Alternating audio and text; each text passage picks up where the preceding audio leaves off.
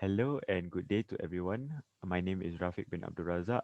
My matric number is 204-431.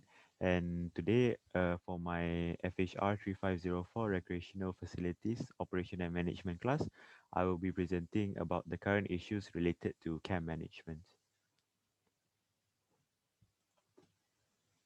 So firstly, I'll be talking about news that has come from abroad.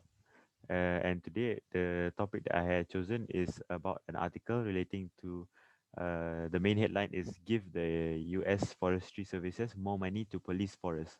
So, recently, there has been a growing trend of long term camping and recreational use along the US Forest Service roads, which is west of the city on the north side of State Route 89A between Sedona and Cottonwood. This issue is that the U.S. Forest Services they have been dealing with long-term campers and people that stay in their caravans for a long time, and especially during this COVID period, there has been a spike in the trend of these campers. Most people that came from the cities they have fled to these outback or you could say countryside because they wanted to get away from many people. However, this will produce problems, especially because these campers they create damage, especially they damage the ecosystem and the ecology of these forests.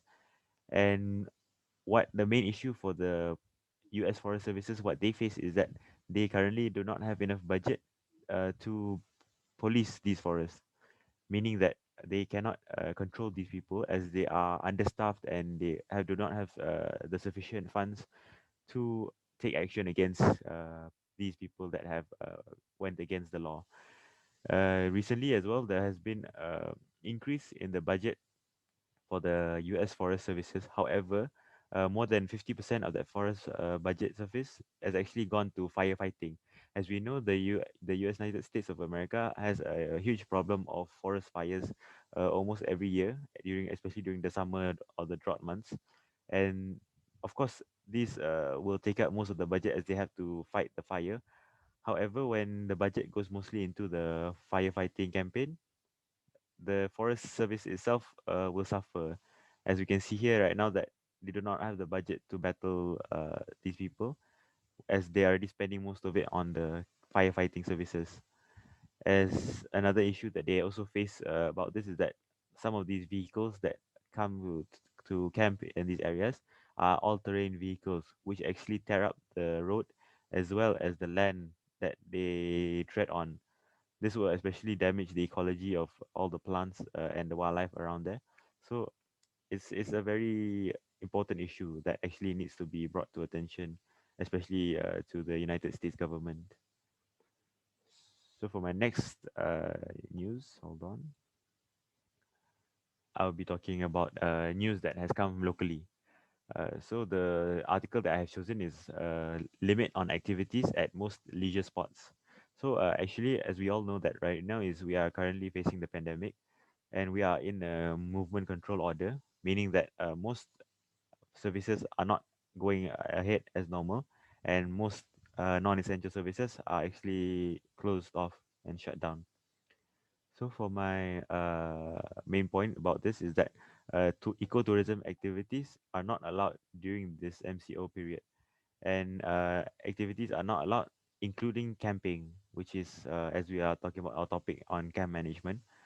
Even the Forestry Department of Peninsula Malaysia has already prohibited the camping at eco forest park and state parks around Malaysia.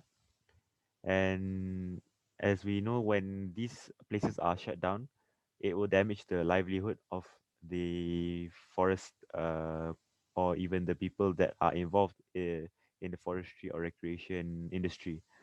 As we know that when people are not coming in to camp at these places, thus most of the businesses that are related to camping and all such, they take damage. And as even companies that are based on camping related, they have seen many small businesses close down, and even some businesses have had to move on to different industries due to the fact that now we cannot have any recreational activities at these forest parks.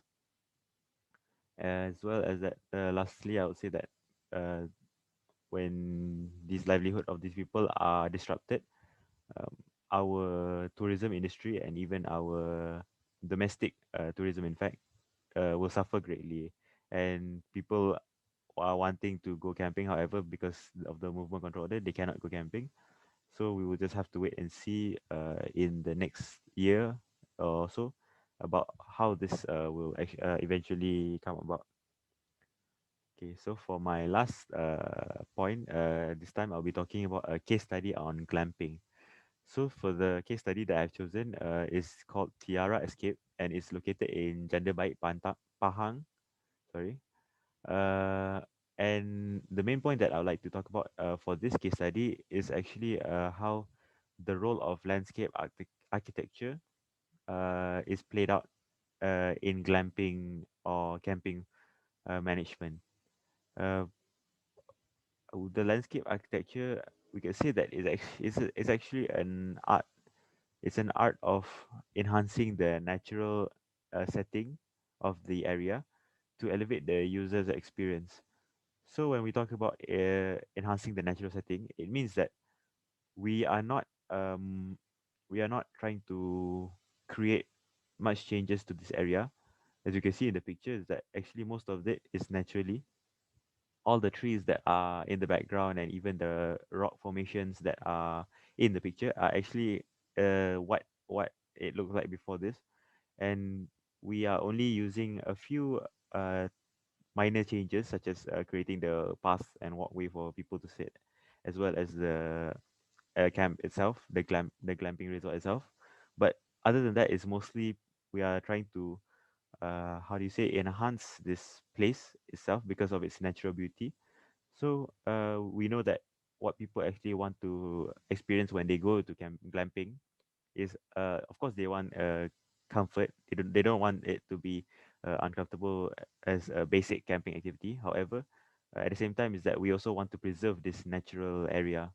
So we are trying the best to reduce the damage that is done to the natural setting, and we do our best to create an atmosphere that the visitors will feel that they are actually glamping in a place that is, how you could say, is actually like a home away from home, which is in a natural setting in the forest area.